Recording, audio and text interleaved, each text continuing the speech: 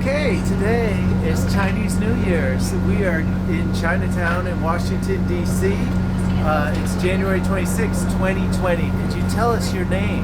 Oh, I'm Jeanette Chow. I'm a native Washingtonian and a member of the Chinese Community Church where I support them. And I grew up in D.C. That's terrific. and went to school in D.C. Could you tell us a little bit about how your family came to D.C.? Well, my father came here when he was 14 because his dad was already here with a laundry in Southwest D.C., you know, where the wharf is. And Daddy grew up here since 14 years old, and then he later on went back to China to find his bride. And it took a few years. He had to save money to bring his bride over here. I think it might have taken 6 years. And then she came in the late 1940s. And then my older brother was born, God bless his soul. He's not with us now, but. And then my second brother, and then my sister, and then me. I'm the youngest. I was born in the 50s. And then you were you originally in the Southwest? No, later on, Grandpa, I have cousins also, and Grandpa, he passed the laundry on to one part of the family and then supported the other family to branch out to create laundries in other parts of the city. So my dad and mom, you know, my mom being the business partner as well with him in the laundry business, they got a laundry, I think on 12th Street Northeast, and then also on North Capitol Street in the Shaw neighborhood, on the borderline Shaw neighborhood. That's on North Capitol, so it's more commercial, but it's an African American neighborhood, commercial. So on Sundays we came down to Chinatown, but Dad sent us to Chinese Community Church, and then after church too, when he picked us up, sometimes we get dim sum, or you know, they buy the Chinese groceries in Chinatown. And what was Chinatown like back then when you would come on Sundays too? Well, you know, Chinatown originally was located at 4th Street, at the foot of the Capitol. I think that's probably around before 1931, before it moved to 8th Street. And then when it moved to 8th Street, it was where the GAO was, and then they had to move closer to 6th and 7th Street further down. So, but Chinatown in the 60s, 1960s, growing up in the 60s, bunch of, he had stores and people living in their houses around this neighborhood, and of course they didn't have this big apartment complex. So, and you had the immigrant families and living in the area. So, but it was, I think, the 1980s when they finished the Wallach House. But it was a joint venture, I think, with the community and the government, local and federal government, to help, get the housing, more housing for the people here in DC. So I think Wallach opened in 1981 or something like that. And that was right around when they built the first convention right behind center. you is Wallach House, the apartment. When they built the first convention center, is that? Oh yeah, that was on 8th Street around around the 11th and 8th Street area. That first convention center before they tore that down, because they built the bigger one right up 7th Street. And was there a fight over that or no? Oh yeah. Yeah. Well, at that time we young people, we were in high school, college. We were in college at that time in the 70s. And yes, we had a petition going on, and a lot of small businesses, whether they were Chinese or not, they opposed having the convention center built. So, and then some of the young people, they testified on the Hill. They didn't want the convention center. But of course, economics, money talk.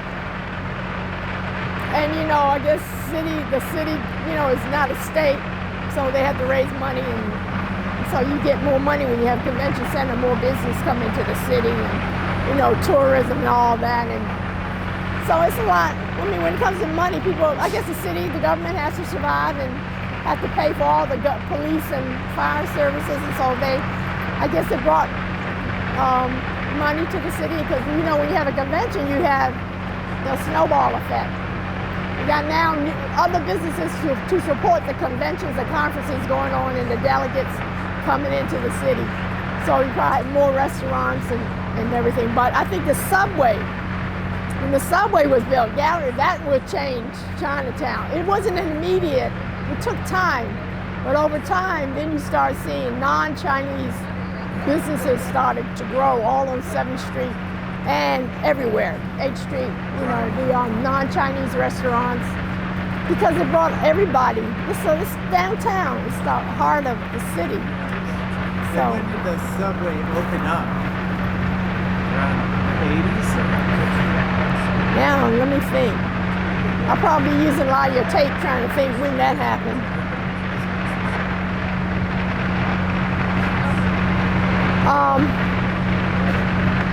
Must have been the 80s. If not the late 70s, it must be the 80s. But it was after the convention center. Around that time, all this development was happening and all that construction was going on. So what was your group that you said you guys were part of a group that was... Eastern Wind, the first Asian American newsletter in the Washington, D.C. area.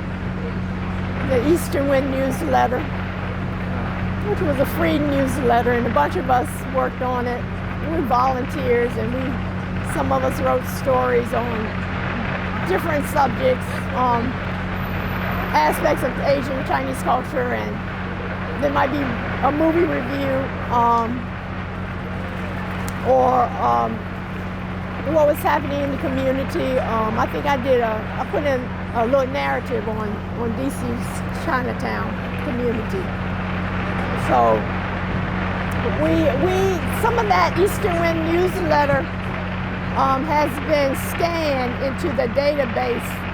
Well, the Smithsonian and Acacia Community Museum has we got them to scan some of the old issues, but the museum has to get clearance. I mean, you got to talk to Dr. Samir McGalley, the curator, to see whether the higher ups approve of entering that material in their database. And if so, then it's accessible to the public.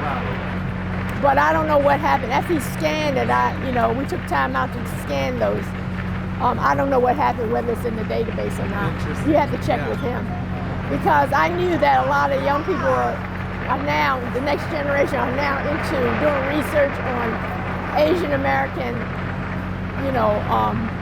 identity, culture, and the Chinese community and everything. So some people are doing even their master's thesis and whatever, so on the neighborhoods and the changes in the urban development and how it affects the ethnic character of the neighborhood. So a lot of people are now into wanting to interview folks or wanting to do research.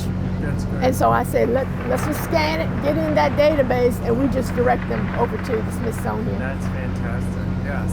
Yeah, I did a couple of articles on when Chinatown, back in late 1970s, I think 1978, on the changes that were happening in Chinatown. I did a 4-part series on Chinatown in the San Francisco Journal, a progressive newspaper in San Francisco. It no longer exists, but that was 1978. And I believe that should be in that same database with Dr. Samir McGalley. So, and where do you live now? I live in Silver Spring, Maryland. Silver Spring, okay. Yeah. And so how often do you come back to Chinatown, would you say? Well, before I retired, I had to come down here 5 days a week to go to work. So, taking that subway, I mean, you just had to do that long commute. So you worked here? Yeah, first I was in Silver Spring, then Rockville, now back in Silver Spring. And I'll have to say, I'm a little nervous of how the quality will be with audio given all the fireworks, but we might have to come and visit you in Silver Spring and do an interview.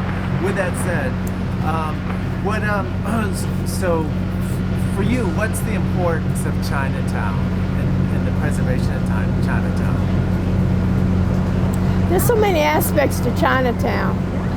You got to specify what aspect are you talking about. Now, the immigrants that are coming, like working in restaurants, you know, they need places to live that are affordable. No one can afford to live down here unless you know, get into like subsidized housing. So, you know, there's such a demand for housing in the city, and everything is so expensive. Even the people who are working, the young professionals can't even afford the $2,200 per month rent. So, the most important part of a community are its people, and you got the residents, and you have the other aspect of people would be businesses, and businesses that provide the Chinese culture things like the cuisine.